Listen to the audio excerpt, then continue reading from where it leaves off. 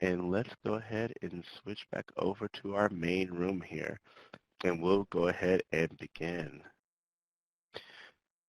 So again, a good afternoon to everyone, and welcome, and thank you all for joining today's webinar, Secondary Trauma and Traumatic Stress, Physical Signs and Symptoms, How to Mitigate. My name is William Moore, and I am with the Office of Juvenile Justice and Delinquency Prevention's National Training and Technical Assistance Center. And as your technical host, I would like to take a couple of minutes to discuss a few features of the Adobe Connect webinar platform and provide a few announcements to keep in mind. Today's webinar is brought to you by the Innocent Justice Foundation. Their information, including how to contact them and their website, is located on this slide. Please note that today's webinar is being recorded and will be linked to our Intact YouTube page. You can view past webinar and events on our Intact YouTube page. And you can also request the transcript and any supporting materials at OJJDP TTA Help Desk at OJJDP-TTA@USDOJ.gov.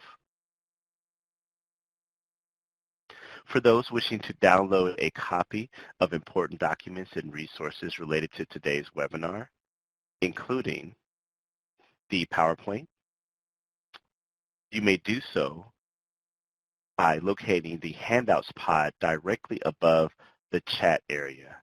Here, you will find the webinar PowerPoint and an FAQ that webinars can access to address any technical related questions. Simply click on the name of the file and then click the download button.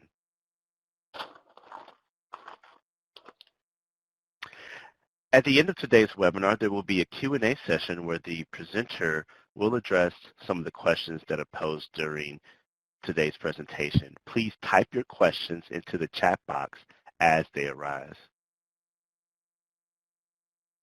Now, if you all could, please help us count.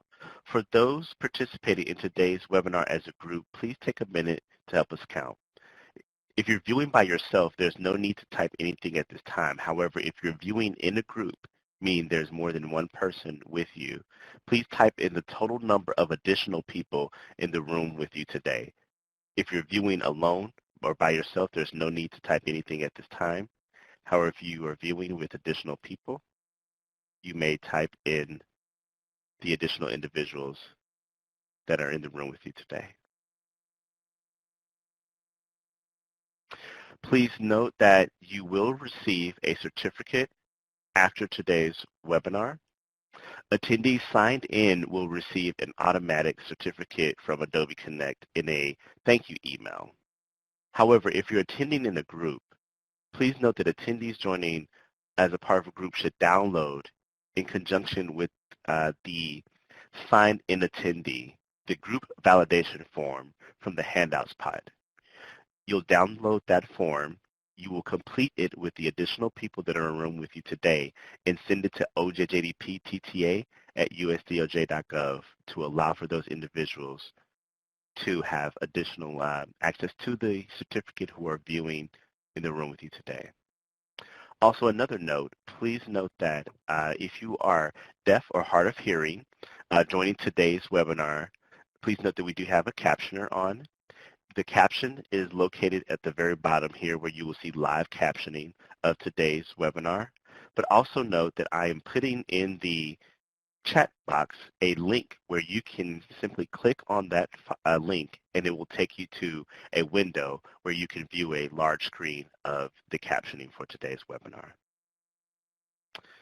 So that being said, I would like to turn it over to Beth Medina for today's webinar. Beth, take it away. Thanks so much, William. Hi, everyone. So glad that you're here and looking forward to presenting to you today. I'm going to give you just a little overview of SHIFT. This particular series is based off of the training that we provide to law enforcement and affiliated agencies on vicarious trauma, secondary trauma, traumatic stress, and how to mitigate. And so we've tried to create a series where we take snapshots of different parts of the training and provide it to you all, since we at this time can't be out doing our in-person trainings. So the first part of the series was just an overview on what is vicarious trauma, secondary trauma, traumatic stress, and we talked about the physiology of that. I would encourage anyone who did not have the opportunity to join that webinar to go into the archive and take a look at that. And we'll do a slight review here of that, but not a deeper dive as we did in the initial webinar. When we do our trainings, we always train with a team of trainers. We bring a mental health professional and a law enforcement professional to train together. So we will present today in that same way. Also, I want to encourage you to ask questions. We're going to do some interactive pieces here, so you'll have an opportunity to share.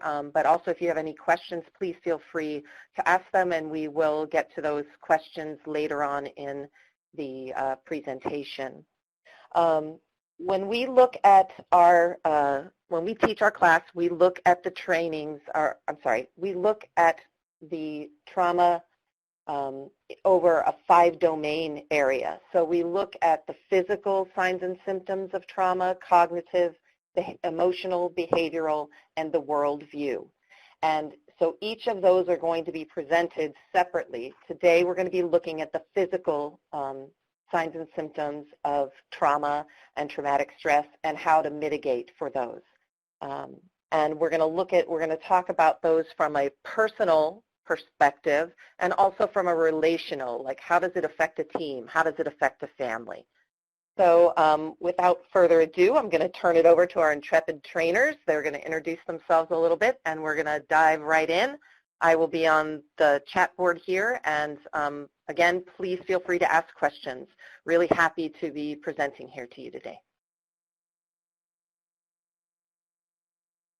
Hi, so my name is Carol Brusca. I'm the embedded mental health provider for the New Mexico Attorney General's ICAC, and consequently, I'm training on vicarious trauma constantly. We're working with all of the Internet Crimes Against Children Task Force members to support them in their wellness and try to keep them being able to do the work. As important as it is, we want to make sure that they can do what they need to do to take care of themselves so they can continue to take care of children. I've been doing this work with Innocent Justice Foundation for, I think, about 6 years, and I've been working with our ICAC probably about 7 years or so. I really love being able to give people tools and tips to help them continue to stay healthy and give them new ideas so that they can increase their own wellness. So I'm really happy to be here today and so happy that I get to train with Kevin. And so Kevin, I'll turn it over to you. Great. Thanks, Carol. Kevin Albanese. I worked for Connecticut State Police for 22 years. In my last 5, I was the ICAC commander for Connecticut, and we were pretty well versed and embedded with a lot of the different programs, such as the one we're here speaking of today. And I retired about 5 years ago, and I've had some interesting shifts in my own mindset, some in hindsight now from my own experiences back when I was in the trenches, so to speak, with the ICACs. So I kind of have, in my own mind, a more well-rounded vision of myself and my own observations of what I saw and what I was experiencing, and some of my team was as well. So taking from that, it really is important to me to be able to work with Carol and the other folks in the group to reach out and to try to communicate some of those things and some of the different techniques that we've learned that are very valuable for everybody that works in this field.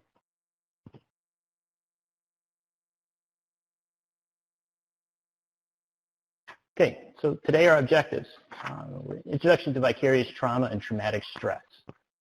We're going to cover and explain how the body responds to trauma and stress. And then we're going to discuss the physical signs and symptoms of traumatic stress and the vicarious trauma. We're also going to cover how to discuss our resilience and provide tools and techniques for coping with anything that we may encounter in ourselves.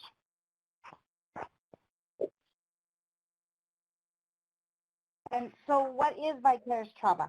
Beth hit on it a little bit, and in the previous webinars, they've gone to do a deep dive, so I'm just going to briefly discuss vicarious trauma.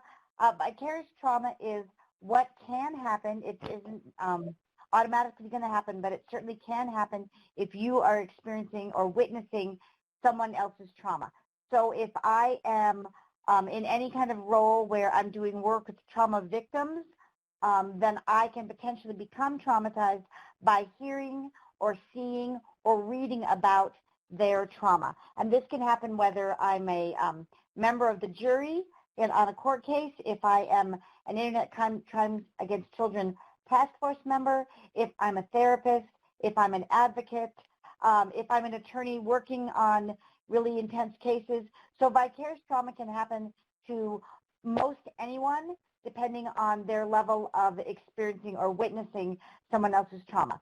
What happens is we have a response, a traumatic response, when we witness someone else's trauma, and what typically will happen is we'll either go to fight, flight, or freeze, meaning that when the reptilian part of our brain will recognize a threat and go into automatic mode. That's kind of an innate mode that we don't have typically much control over, and the whole purpose of that is to get us out of the situation alive and well.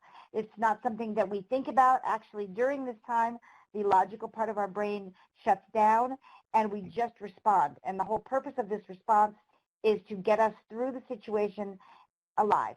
So when we experience someone else's trauma, our brain cannot distinguish whether this is happening to us or whether it's happening to someone else. And consequently, we go through fight, flight, or freeze in the same way we would if the trauma was happening to us. So each time we witness someone else's trauma, our brain will go through the same activity, and we can potentially have a flood of cortisol in our system. We have some adrenaline going on, and that's going to manifest itself in different ways throughout our body. So today we're going to be talking about how it can manifest in our physical body and the things that we can do to mitigate the effects of that. Great. Thanks, Carol. Some signs and symptoms. As we continue with these discussions, we also will cover different things that we should keep a lookout for ourselves, whether it's our physical well-being, our behavior, etc.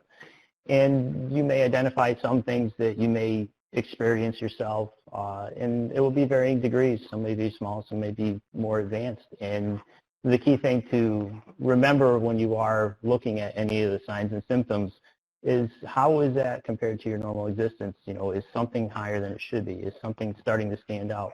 And these are all part of your self-awareness. So we do have several categories that we look at for our own domains to consider of our well-being. We have our physical, our cognitive and intellectual, our emotional, our behavioral, and our worldview and spiritual. Now, vicarious trauma can affect us in areas that you may notice signs of in just one or two, as I mentioned, and then the importance is being able to recognize how traumatic stress affects you. Today, we'll cover the signs and symptoms of the physical response area. So what happens when we have chronic exposure? Meaning when we are exposed to someone else's trauma over and over again.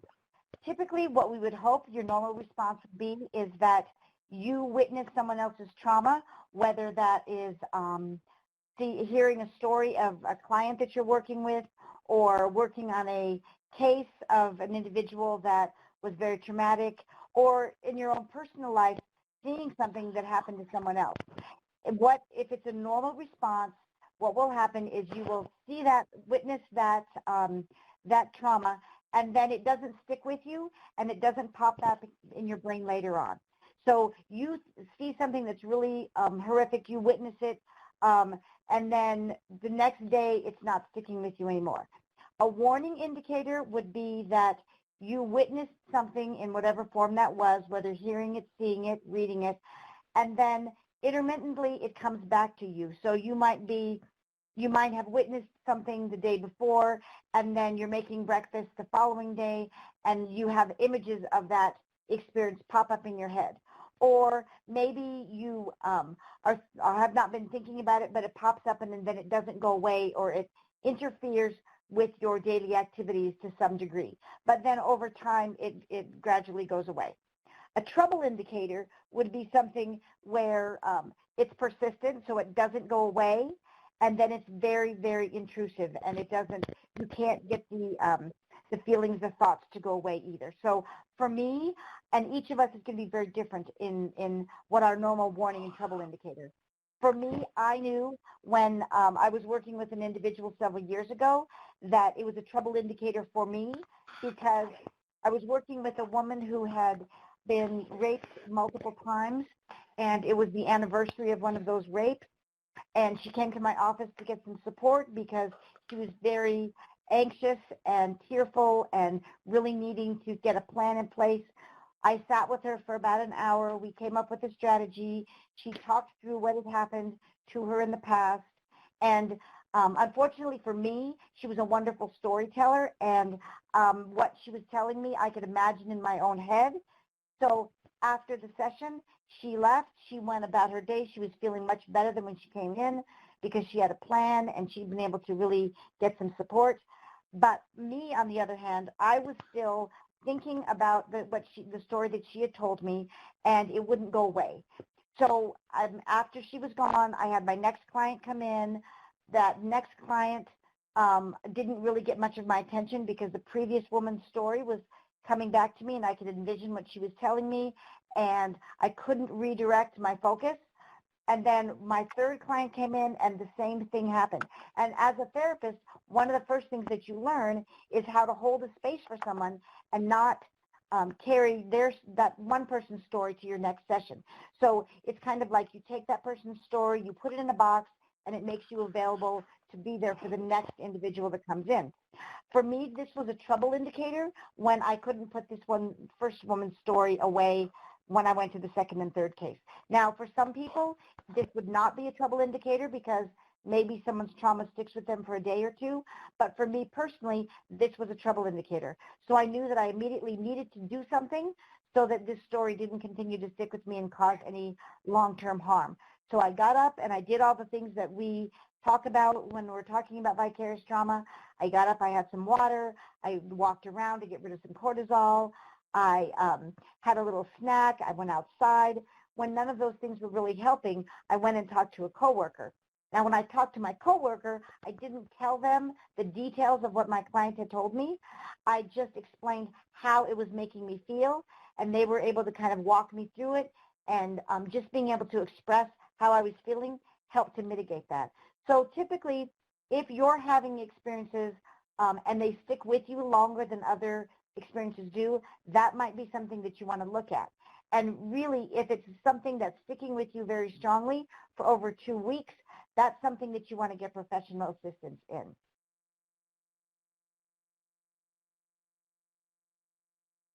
Okay, the work that you folks do is probably some of the most important in law enforcement and support and prosecution.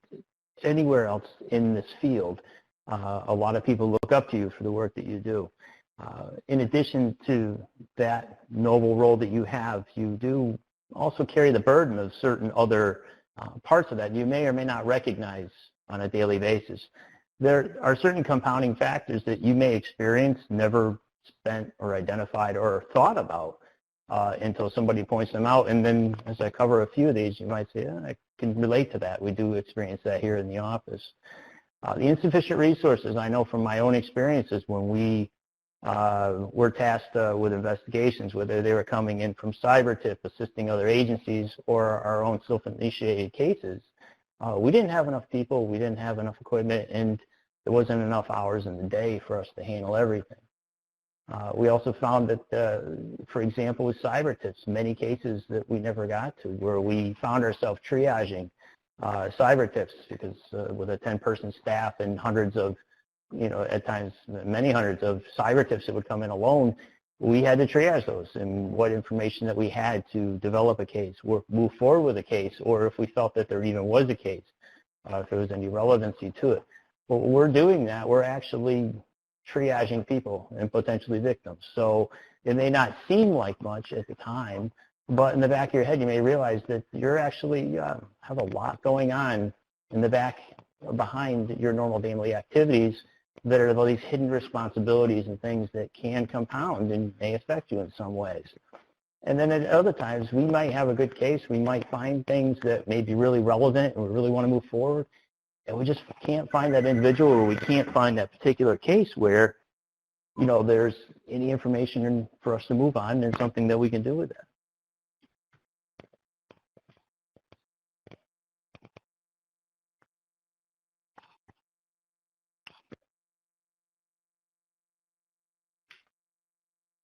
So some other compounding factors might be things like a lack of understanding from the general public. For someone who is particularly in the law enforcement field, that would be that maybe others don't understand the role that you have, or the things that, how you do your job and how it impacts others. It could be that the responsibility to protect the community from possible reoffense could be something that weighs heavy on you and that can impact your ability to function well and to not become traumatized. Also, direct daily contact with the victims and offenders, if that happens, that is going to be something that can aggravate the negative effects. And then lastly, the increased caseload and the severity of the offenses. So if you're working on a case as an Internet Crimes Against Children task force member and the caseload is increased and the severity of the offenses increases, but you don't have the support from others, that can certainly aggravate or exacerbate the negative effects of vicarious trauma. I just want to touch upon one thing there as well with that increase. I'm sure those of you that do investigations or prosecute or they're in support capacity, you've seen the differences in the severity of offenses with the expansion of social media and technology. Our offenders are much younger, our victims are much younger than they were in years in the past. So those types of things can compound and make it even more difficult to work these cases. We had our stereotype of what your offender was 15, 20 years ago when there was limited technology and computers and means of communication, and now we find that victims and even offenders can be much younger and not as easily identified as they may have been in the past. So the signs and symptoms of physical stress reactions. We're going to go into talking about that. Some of the signs and symptoms that we might see initially are fatigue. You might feel that you're more tired than you were. Throughout this whole the COVID experience, I've been working with my staff at the doing outreach. I've been working with law enforcement in our downtown, and I've been working with the ICAC and talking with people across the country. And there is much more fatigue over time, I think, related to the stress, because feeling that high alert, being on high alert mode, that can cause the stress to increase, which could actually make you not sleep as well, but then it can also just make you more fatigued. There are oftentimes digestive issues, and this can be related to the increase in cortisol when we're in fight, flight, or freeze. During fight, flight, or freeze, our body shuts down those things that are not immediately necessary for having us to continue living. So digestion is not one of the key responsibilities that we need to worry about during that time. So digestive issues often are the result of immediate stress or long-term stress. We can also have headaches, and again, that can oftentimes be related to the increase in cortisol, the lack of sleep, just feeling on edge. Sleeping difficulties, because if you're experiencing the trauma of someone else and you can't get those thoughts out of your head, you can't get the images out of your head, that's going to disrupt your sleep. So sometimes people notice they're not falling asleep or they're not staying asleep. Eating habits can be different, so maybe you're feeling a lot of tension and you're feeling a lot of stress and you're not eating enough, or maybe you're trying to comfort yourself by eating more. So you can have weight gain or weight loss. And another thing that could happen is high blood pressure. So again, from a physical standpoint, your as you're in fight, flight, or freeze, your blood pressure can increase and your heart rate's going to increase. And if you don't have a way to mitigate the effects of fight, flight, or freeze, then what will happen is that heart rate will stay raised as well as your blood pressure. And then lastly, there can be a loss or decrease of libido. So again, this is something that when we're in fight, flight, or freeze, procreation is not high on the list of things to make us survive at the time. So that can decrease as other symptoms increase. So we could have a decrease in libido. So maybe if you're feeling a lot of tension, a lot of stress, if you are experiencing vicarious trauma, your sexual desire can absolutely go down. Okay, so we got one of our poll questions coming up here. What is the physical sign of traumatic stress you have seen in yourself or others?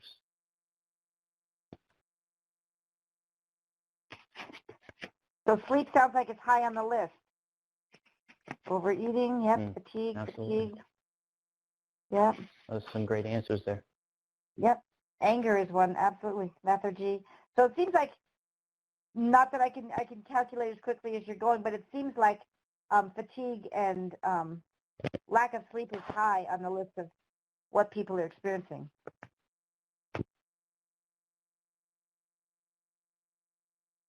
Increase in eating, yeah, yep. Absolutely. Yep, and especially sweets, because we oftentimes find sweets as something that we find comforting. So we reach for those foods that unfortunately are not necessarily healthy for us. We reach for things that are high in carbs. We reach for things that are sweet. Anything that can give us that emotional comfort, those are oftentimes the things that we reach for. Unfortunately, when we're in the high stress, we don't reach for broccoli and cauliflower. It's usually ice cream and cookies. So. And also in the work environment, if you're pushed for time and you have to grab something quick to eat, unfortunately, a lot of those quick meals that you come across are going to be more of comfort food than healthy foods. So if you hit the McDonald's drive-through and you only have 10 minutes to eat, it's going to be more of a comfort food for you. It's not going to be the best thing that you could take in. Yep. Yep. Exactly. And also what happens when we eat sweets, having the feeling of comfort food is going to increase oxytocin, which really does make us feel better, but long term it doesn't make us physically feel better. It's just in the moment. So we have a release of oxytocin when we eat that bowl of ice cream or that piece of pie, but then the longer term effects of those sweets and the sugar is that it's going to make us feel weighed down and inflamed, but we do get that kind of quick oxytocin boost. Some great answers there. Yeah. Yeah, and headaches, that's another thing that's kind of common, because if we've got a lot of cortisol in our brain and our head is not clear and we're not sleeping and we're stressed, that can increase the headaches. Sleep deprivation and comfort eating, yep. A couple of those are tied in together with lethargy, the brain fog. It's a great explanation itself right there, where you kind of you're in a zone and you're not focused, and people might ask you, are you okay?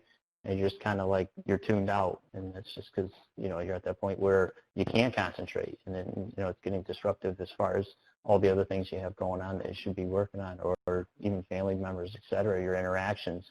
A lot of that, when you do get that, like I said, it's a good example, brain fog. You can't focus on the basic things that you normally would.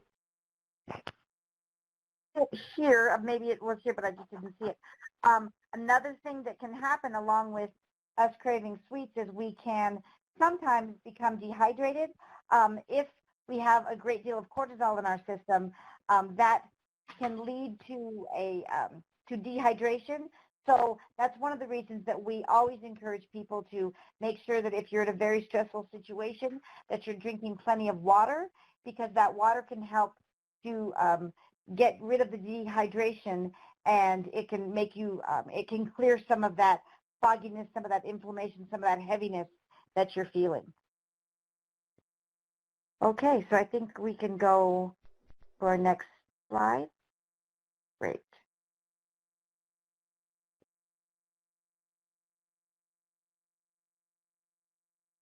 Hope we did that. Okay, so signs and symptoms. what is happening in my body? So we kind of touched on these just in the last poll.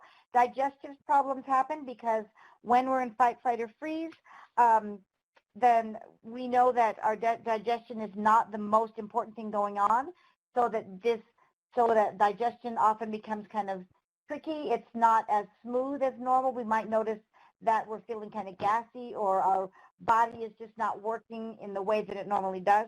And I do want to say, this list of signs and symptoms doesn't cover every sign and symptom. These are just some of the more common signs and symptoms.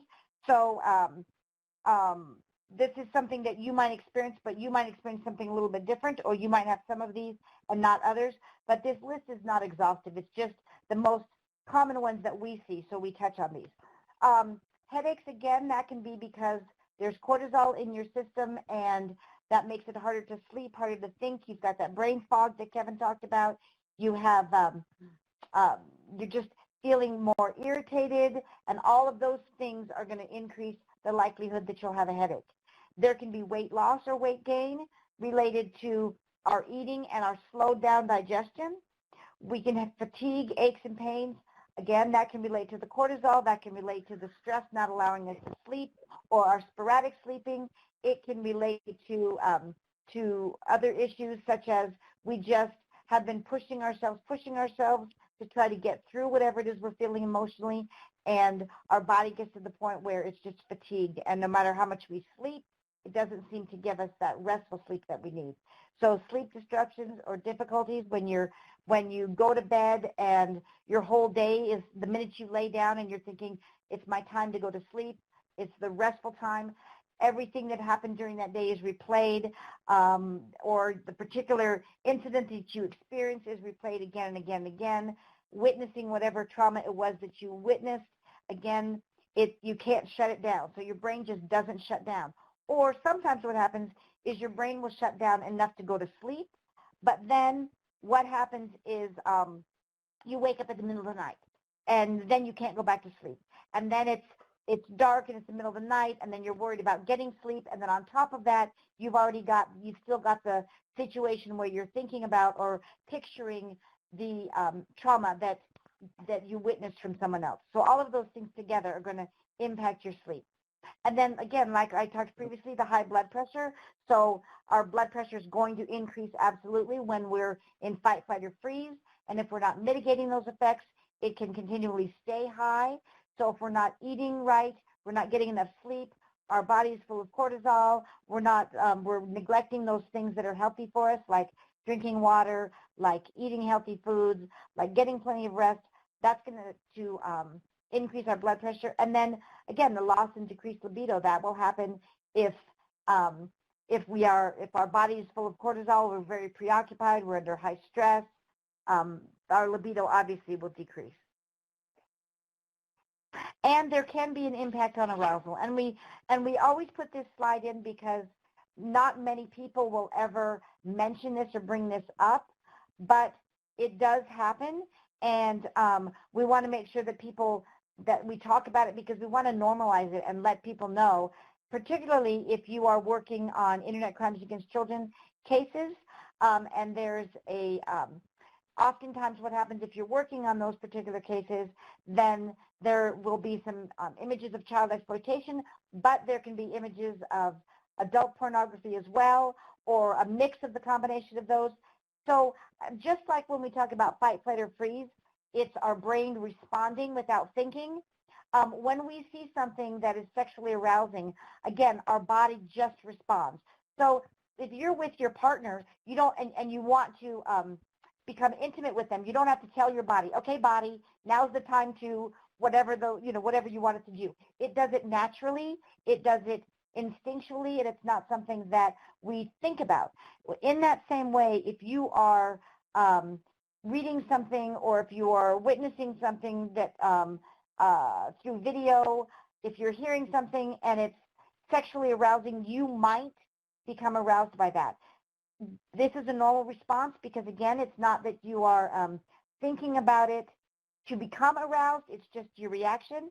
The warning sign here would be, particularly what we're talking about with this particular slide, is if you're working internet crimes against children cases and you are looking at exploitation materials or reading stories about exploitation, if you are continually becoming responsive to that, if you're thinking about it after you're not working on the case, so if you're thinking about stimulation related to the exploitation materials, that's the time to go get some support around that. Hey, So it's folks time did a great for our job second on the first question, and we wanted to cover this pretty in depth for getting your responses. We kind of covered the physical stress responses that your body may present, and what's really important is when we get the feedback from folks such as yourself is how do you handle these things? What do you do to deal with them? How do you get your body to release it? We covered a few things on just as simple as the fuel that you're putting in your body, or making sure you're hydrated. Those things can exacerbate a lot of those conditions. So if you take care of those things, but there's a lot of other good ideas that are starting to pop up on the screen right now on how people mitigate them on their own beyond those basic techniques. And it's really important to have things such as exercise, meditate, excellent, run, walk, deep breathing techniques. Right. Yep, and any of those exercise things are going to be great because it's going to get your body moving and help move that cortisol out. Meditating, just like you said, Kevin, meditating and praying. Breathing deeply is good because that breath, that deep, intense breath is going to help move that cortisol out. And then just going over this list and recognizing that these are tools that you already have in your tool belt that you're already practicing, that's going to help bring it to the forefront when you are under a very stressful situation and you need to have a tool to mitigate that. You'll think, oh, I remember, exercise is one of the things that I do. How can I incorporate that in right now to really mitigate this stress that I'm feeling and decrease that cortisol? We'll find, too, that a lot of the things that everybody's posting up here, we're very regimented at times in our work environments when we show up to work, when we do certain things, when we make certain phone calls, meetings, etc. We have to learn to start to do that and incorporating our wellness acts and our own self-mitigation techniques that you folks are describing here. So if you have a hard day at work and you're headed home and you're saying to yourself, well, I don't know if I'm going to get out for a walk or some exercise today, make that part of your regimen. Make sure that you schedule that into your time to treat yourself and relieve your body and your mind in your different activities to for your own well-being. And someone put here working in the yard, and I always have that as a go-to for me, because what we know that happens is when we experience someone else's trauma, it's our memories and it's triggered through our senses. So it could be that it's triggered because something in that trauma we see it again in a different context, and it triggered ourselves back to that trauma. Well, being outside, being in the environment where we can be positively impacted is the best thing that we can do. So if you are having a really difficult day related to your work, related to something that you saw, spend some time outside. So then your eyes can be positively impacted by what you see around you. Your ears can be positively impacted by maybe the sound of the birds that you're hearing, or something to that effect. You can smell the flowers or the newly mowed grass. So as many ways as you can positively stimulate your senses, the better. And then always remember that one of the best things you can do for yourself is just breathe. It's one of the quickest ways to get your body back online. It's one of the best ways that you can bring down that stress, get your heart rate lowered, get your oxygen to your brain, because when we're in fight, flight, or freeze, the oxygen is pulled away from our brain, so it's getting to our body so it can respond. So we need to get that brain back online. And the quickest, best, most complete way to do that would be to do some deep breaths. And you can do just 4 or 5, and it'll get you back online. Yeah, and one more thing that just to point out that's really great on there, it's that the top response I see there is just talking to somebody, whether that's somebody you have a relationship with, a coworker, a friend, or if maybe someone in the profession or the field for MHP. Having somebody to talk to is really a great way for you and to process things that are going on in your brain at times, and also can be a relief because you're not holding that pent up inside you anymore. So that in combination, go for a walk with somebody and talk while you're out walking. Play golf with somebody, talk to them while you're playing golf. Stretching, walking, laughter. Laughter is probably one of the best things you can do for yourself too. It shows that you are able to distance your mind from things that may be clouding you or impacting you. And Kevin, you're exactly right. Laughter is fabulous because it's going to release some oxytocin, which is going to make you feel better. Just as if, I know in COVID days you can't really hug people, but being able to go out and get a big hug from somebody and then thinking about that hug later on, that's going to increase that oxytocin. So if I have what I refer to as my hug catalog, my library of hugs in my brain, and when I'm having a bad day, I can think back to a really great hug I got, and what actually happens is I'm releasing oxytocin just like I was when that initial hug, when I experienced that initial hug. So any of those really positive memories, focusing on those will help bring that oxytocin as well. And you're exactly right, Kevin, being able to be with people. Resiliency, one of the most important indicators of resilience is having and using your social supports. So having that network in place, using them to talk about things, and helping you work through things, whether it's just having somebody listen or whether they're giving you suggestions or just holding a space for you. Those are all wonderful things that we can do for ourselves to kind of mitigate these effects. I think we can go on to our next slide now. Thank you.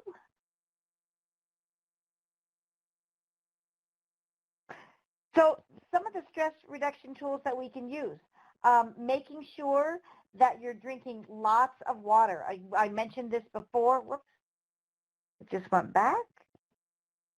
Okay. Making sure that you're drinking lots of water because, again, that's going to help keep you hydrated.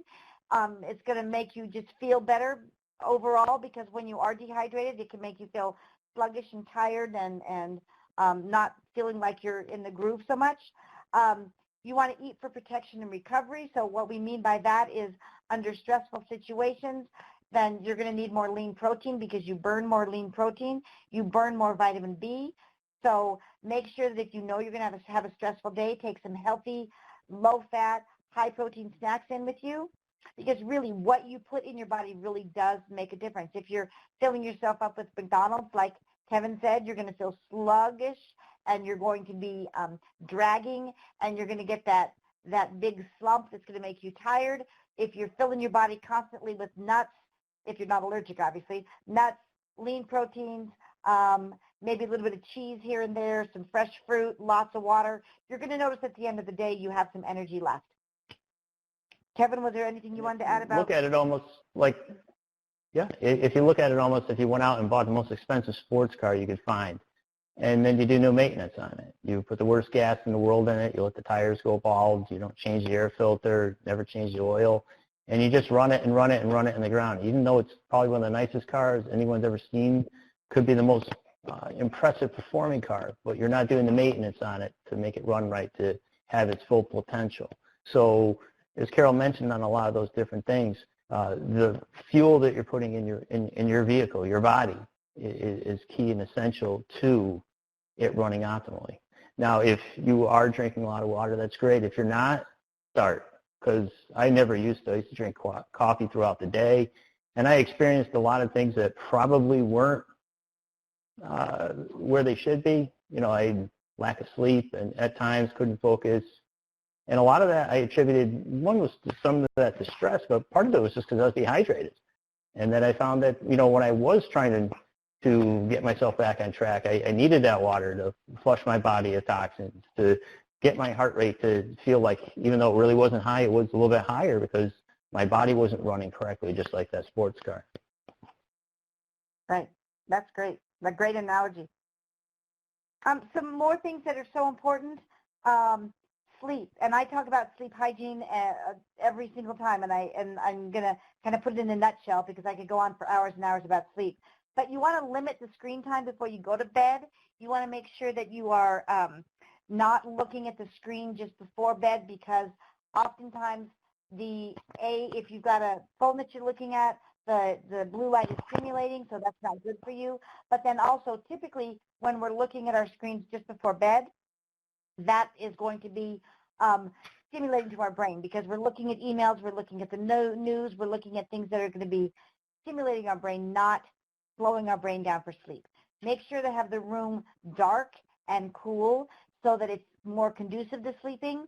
Try to keep the same bedtime and getting up and going to bed at the same time. I know that's a big ask, but the more you can get into that routine, the more your brain prepares for that.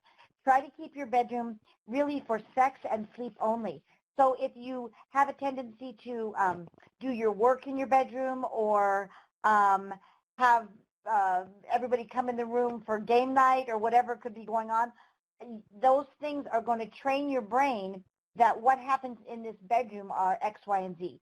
You want to have your brain thinking the minute you cross to the threshold of your bedroom, either sex is happening or sleep is happening, and that's it. So then your brain is preparing you for that, and it's going to respond in that way.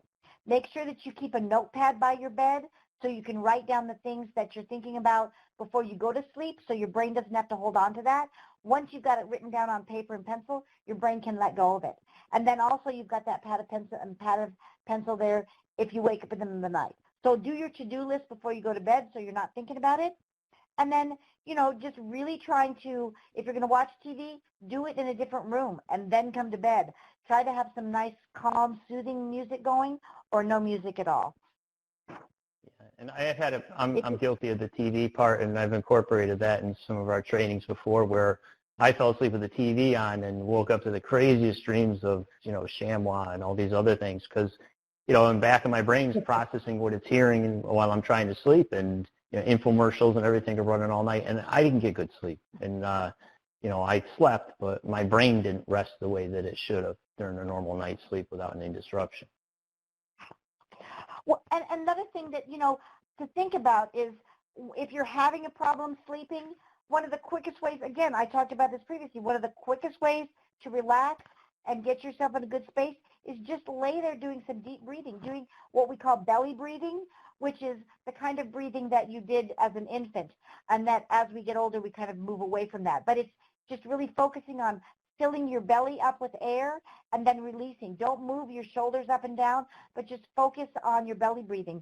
If you have any questions about that, there's lots of YouTube breathing or YouTube videos that can walk you through belly breathing, but it's a great way to really get your focus, slow your heart rate, calm yourself down, and get yourself prepared for sleep.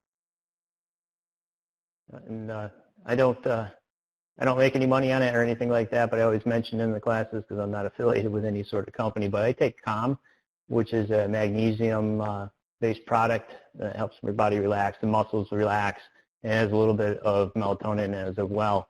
And I found that on those nights where my head was spinning a little bit or I just couldn't settle and sleep, I found that to be very helpful in getting my body and brain to relax so I could get some sleep.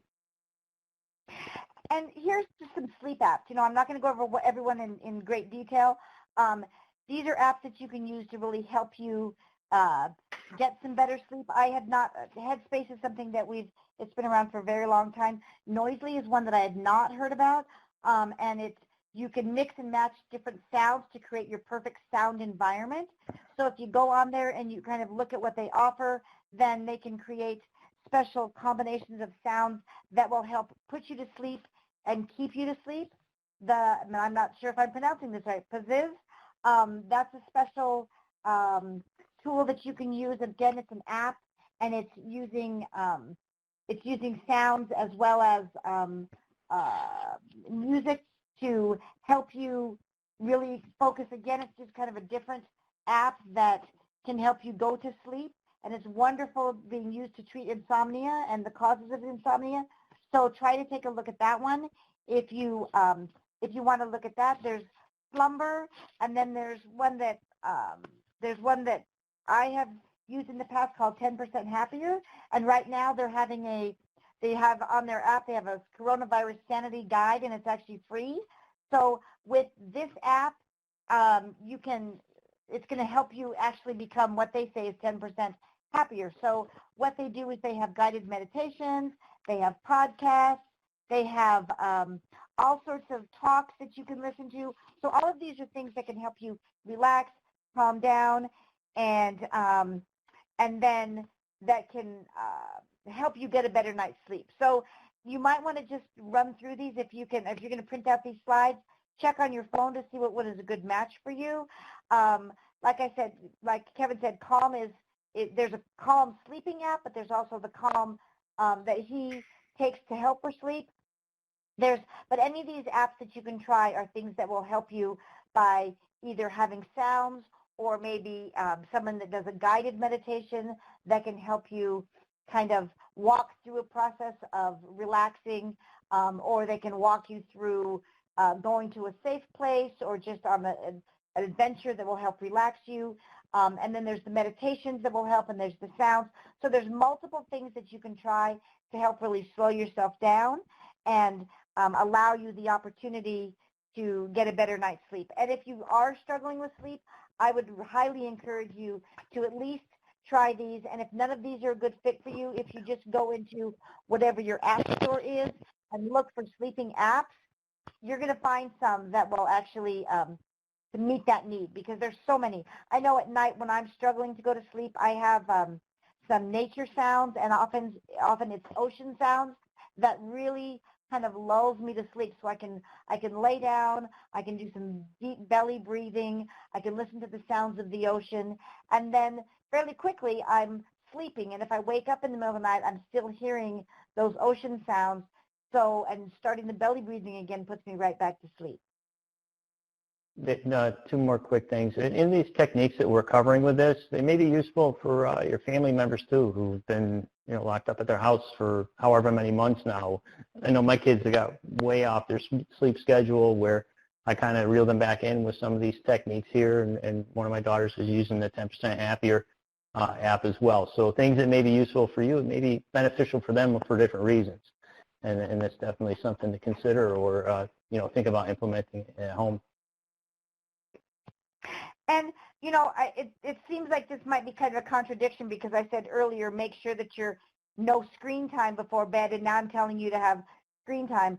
And really it isn't a contradiction, because what I'm trying to say is use that phone or whatever that media device is as a way to get onto an app, but then don't spend time on the app or on your screen, doing screen time, doing other things like checking emails, watching videos, all that sort of thing. Just before you go in and brush your teeth, find the app you're going to use that night to help you sleep, get that prepared. So once you're in bed, all you have to do is push start, and then it will start that music or that guided meditation or whatever other tool it is you're going to use to help you go to sleep. And then one last thing, just before we move on, is just that, if you have a clock next to your bed, especially a digital one or if you're having trouble sleeping, you look over and you're staring at the clock, consider using something like an Alexa or a voice-activated interactive device like that, where I don't look over and look at a clock. I still know it's dark out. That means I should be sleeping. And then if for some strange reason I really need to know what time it is, I just ask. But if it's there and I'm staring at it, it just plays into the whole inability to sleep, and it's just another distraction. Okay, so some other reduction tools. Kevin, you want to start talking about exercise? Sure. And this is some of the stuff that you folks seem like you're already in tune with this pretty well, and that's great, and that's really what you should be doing. Exercise is key. Carol's covered a lot of the physiological benefits to it and how it positively affects your body and how you can flush out toxins and rejuvenate yourself. It's also for your health and longevity. Obviously exercise will help you live longer and healthier. What I talked about earlier with regiment and as far as structure, and like I mentioned, it's really important for that exercise to be incorporated, regimented in your day. If you have that time, get out and do something for an hour, go for a walk. If you're having a difficult time at work and you could take breaks, take a break. But instead of taking a break and going in the day room and watching TV, go for a walk, go do something, some sort of activity. It will help clear your head. And then when you do come back to engage work again, you'll be in a much clearer, a much refreshed place than if you were just trying to push through something at that time. And then we learn to shake it off. And we usually have an embedded video in some of our presentations. And it goes to the point of that you got to let some things go and just, give your body a reset and just, collect yourself and move forward with the day. In addition to walking, you could do anything. It could be hiking. It could be yoga. It could be Tai Chi. Certain exercises will incorporate both the physical aspect of it, and some others will also work on the mental relaxation as well. And Kevin, that's exactly what I was going to say. If you're doing yoga or Tai Chi, there's going to be the focus on the physical, but also on the breathing and how everything in your body is connected. So your breathing is connected to your movement, is connected to your peace of mind, is connected all together. So I think that that's important to consider, that what your activities are that you're going to be doing, even if you're doing it before bed, is it going to be something that's going to be getting you amped up, or is it going to be something that's going to be kind of slowing you down so you're ready for bed? So the benefits of these resiliency tools. So what we've been talking about today are the resiliency tools that you can use from a physical perspective. And what are the benefits that you're going to get from this? It's going to increase your endurance. It's going to make you healthier. You're going to be stronger, and you're going to be able to recover in a shorter time. So the intentional use of these tools and techniques makes them more powerful. So the more you practice these and the more you intentionally say, I'm having a really stressful day and I know I'm going to use whatever tools it is that I have experienced as positive tools, then it makes it more intentional, makes it more of a habit, makes it more of a go-to. And identifying them, how you use them, is going to also increase that skill, and it's going to increase it as a go-to and not something that you have to think about. So the stronger the neural pathway, the more automatic and the healthy coping skill becomes, and the better and stronger it is. And then it just becomes a default. So we got our one more poll question. Yeah, and some of these things we covered, and like I said, we touched on a few, and just in looking at what we presented and maybe some of your peers have put up on the screen of different techniques that they utilize. What have you learned today to reduce stress and I'm physical? really happy to see so many people using belly breathing, because that's just such a simple, quick way to do things. So it just brings you down and it gets you back on track, but in a wonderful way. So I'm glad to see that. And we're seeing more water. And plus, you could do that anywhere. Yes, exactly. You can do it no matter what situation. No one's going to look at you strange, because they're not even going to realize that you're doing your breathing any differently, other than watching your belly go up and down. So the CPAP's good. Good. Great answers. Yeah, they're really good. Yeah. Okay, so I know we've only got about less than 3 minutes left. So are there questions, Beth, that you would like us to address?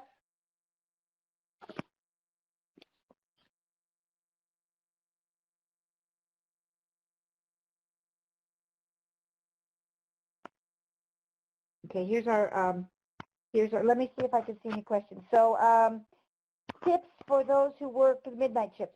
So fighting the normal pattern of sleeping, trying to sleep during the day is difficult. Absolutely. So I think that one of the things that that I would suggest is, if you're doing that kind of shift, I did work graveyards for a while, the best thing that I could do is really try to have blackout curtains, face mask or eye mask, using the music to help me get to sleep. And honestly, until it becomes a habit, and then you're really focusing on, I'm going to bed at 9 o'clock in the morning, and I'm going to make myself get up at X time to get that new rhythm. So you have to do extra steps to make sure that you can get that sleep. But using blackout curtains and eye mask, having a light meal before you go to bed. If you just come off your shift, have a light meal, so that your body isn't having to work in digestion all night long, or all day when you're sleeping. And then really get in the habit of getting up at the same time, getting some exercise in, doing those things. Hopefully that answered that one. And then 27 years of law enforcement, is there a difference between catastrophic trauma event and cumulative. So, and how is it dealt with? So a catastrophic traumatic event can certainly happen, and that can cause an immediate response that can be long-term. But I think the difference really is the cumulative trauma stress kind of eats away at us in a way that's different. So both of them can have the same physical response. It's just that how we want to deal with something. If it's one traumatic event, we want to make sure that we try to nip it in the bud right away so it doesn't go into our long-term memory. If it's stress over time, then we need to, in reverse, pick away at it to start new habits so that we can pick away at that level of stress. I know we've only got about 15 seconds left. William, I'm going to turn it back to you. Here's our information, Beth, mine, and Kevin's emails if you need to get a hold of us. And anything else that you want to add, William? Sorry, Carol, I'm back on. It's Beth. So before we wrap up, I just want to say that watch for the other 4 webinars in this series. The next one will be, I believe, about the cognitive signs and symptoms and how to mitigate. And I just wanted to thank everybody for being here. Please contact us if you have any questions or if you'd like some material. Check out our website. Yeah, so thanks very much.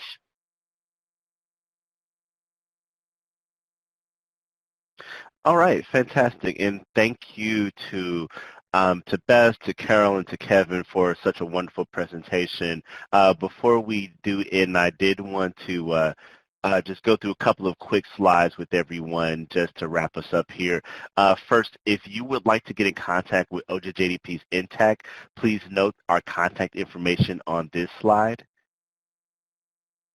If you all are looking to get in contact with OJJDP, you can reach out through the OJJDP help desk. You can contact them either through this phone number or through this email address here listed on this slide.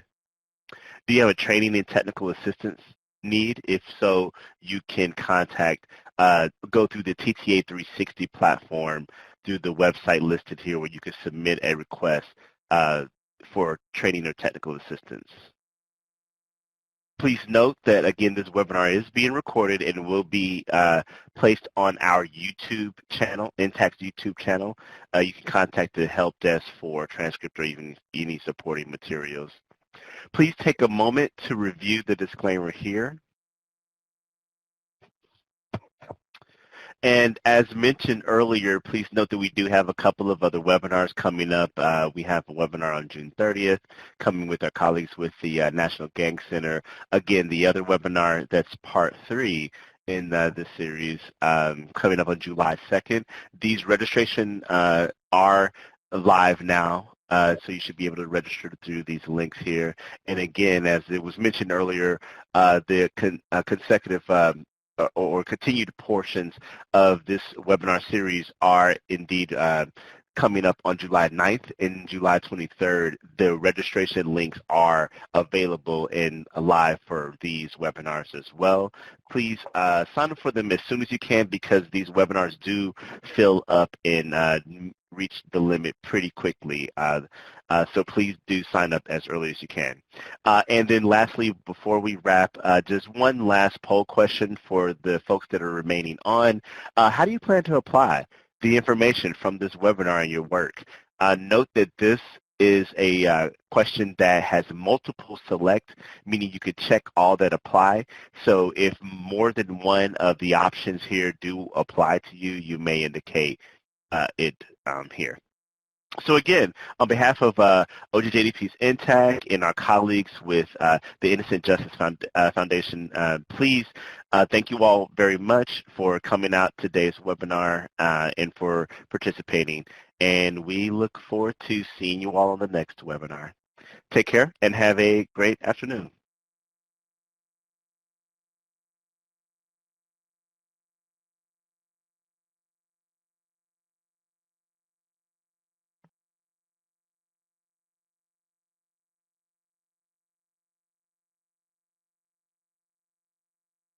The host has left the meeting, so at this time, the meeting will come to an end. Thank you and goodbye.